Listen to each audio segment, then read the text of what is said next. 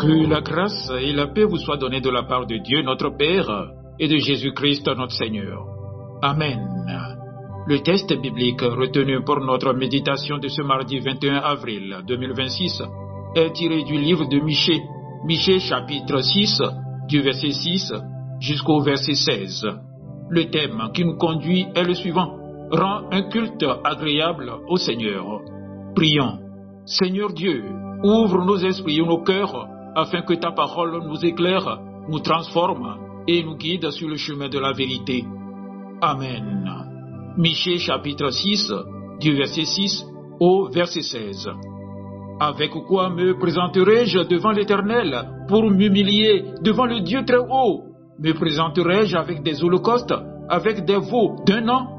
L'Éternel agréera-t-il des milliers de béliers, des myriades de torrents d'huile? Donnerai-je pour mes transgressions mon premier-né, pour le péché de mon âme le fruit de mes entrailles?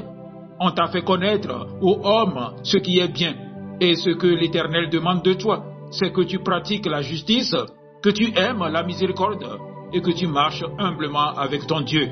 La voix de l'Éternel crie à la ville, et celui qui est sage craindra ton nom.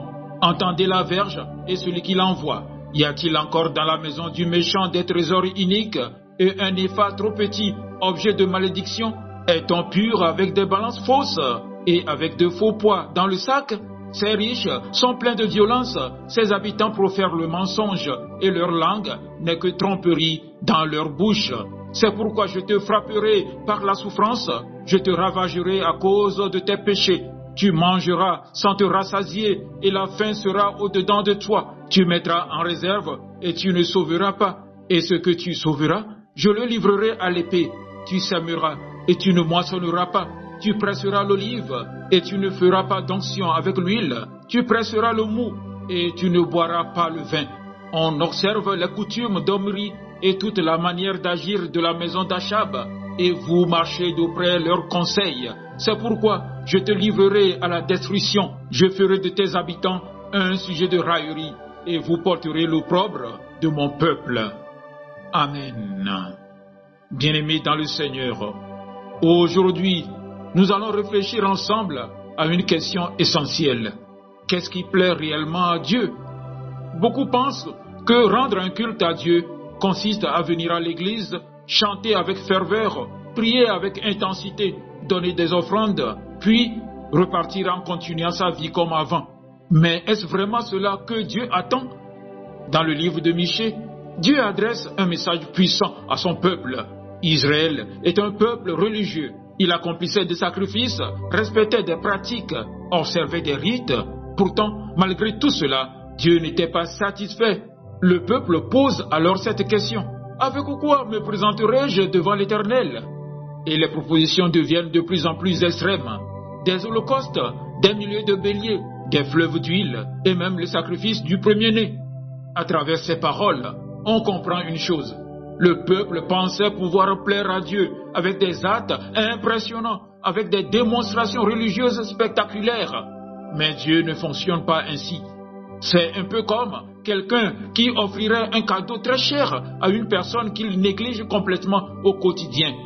Le geste peut sembler beau extérieurement, mais il sonne faux parce que la relation est absente. Dieu ne cherche pas à être impressionné, il cherche un cœur sincère. Alors Dieu répond clairement, simplement, puissamment: on t'a fait connaître, ô homme, ce qui est bien. Autrement dit, tu sais déjà ce que Dieu attend.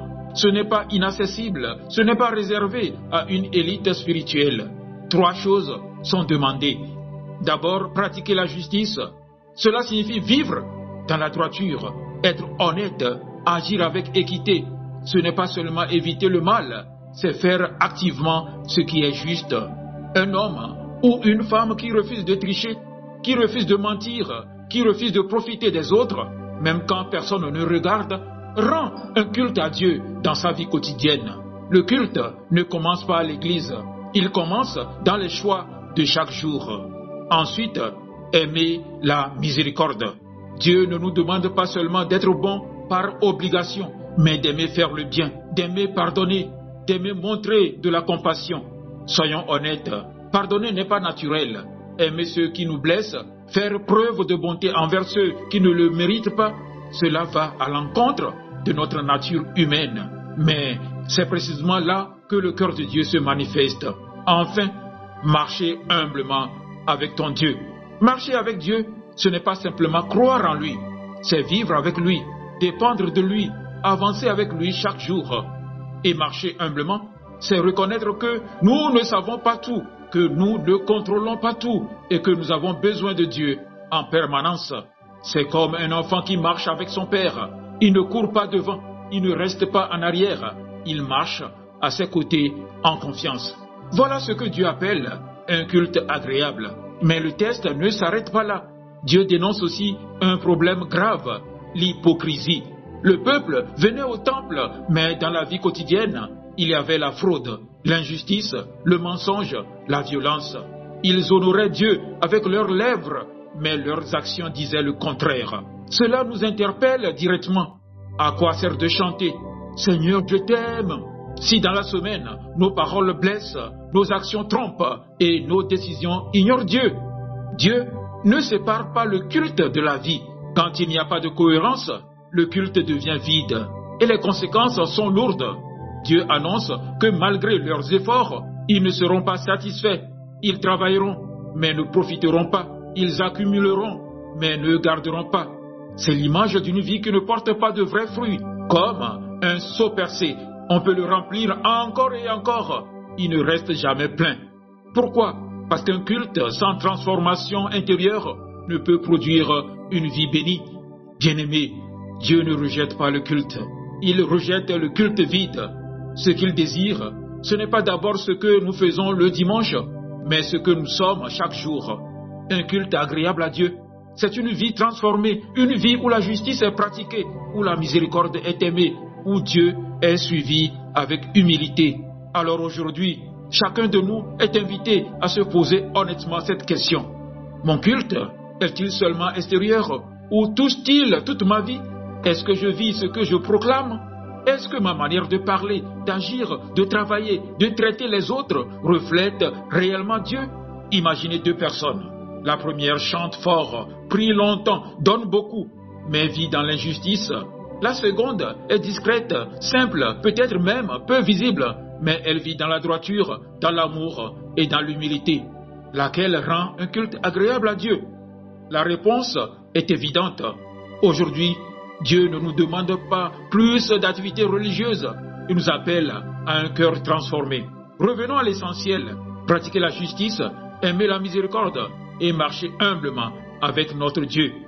Que notre adoration dépasse nos chants et nos paroles. Que notre foi se voie dans nos actes et que toute notre vie devienne un culte agréable au Seigneur. Amen. Excellente journée à vous tous.